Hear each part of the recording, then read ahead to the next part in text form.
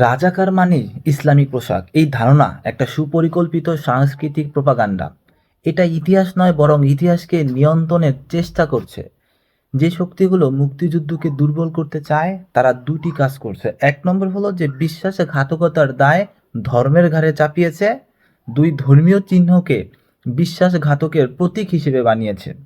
এতে সাধারণ মানুষের মনে ধীরে ধীরে গেঁথে গেছে যে দাড়ি মানেই সন্দেহ, টুপি মানেই শত্রু, ধর্মীয় ভাষণ মানেই রাজাকারী।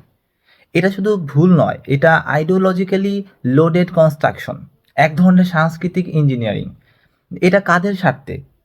কারণ যতক্ষণ রাজাকারকে চেনানো হবে ধর্মীয় পোশাকে, ততক্ষণ প্রকৃত রাজাকার, যারা নির্দেশ দিয়েছিল, যারা রাজনৈতিক চুক্তি করেছিল, যারা অস্ত্র টাকা আশ্রয় দিয়েছিল, যারা ধর্মীয় নীতিকে হত্যাকে বৈধতা দিয়েছিল, তাদের মুখ আড়াল করা সহজ হয়। অর্থাৎ পোশাককে দায়ী করে ক্ষমতাধর দালালদের দায় মুছে দেওয়া হয়।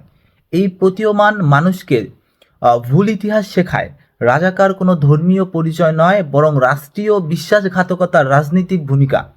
কিন্তু নাটক, সিনেমা, কার্টুনগুলো সেই সহজ পথ নেয়। কারণ ভিজুয়াল শর্টহ্যান্ড ব্যবহার করলে দর্শক বুঝে ফেলবে, কিন্তু সেই শর্টহ্যান্ড ধীরে ধীরে প্রোপাগান্ডায় পরিণত হয়।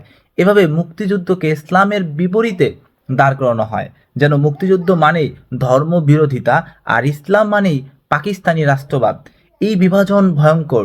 এটা ইতিহাসের শত্রুদের পরোক্ষ বিজয়, কারণ এতে ধর্ম নয়, ধর্মকে ব্যবহারে রাজনীতি আড়াল হয়ে যায়। এটাই সবচেয়ে ভয়ঙ্কর একটা অন্যায়।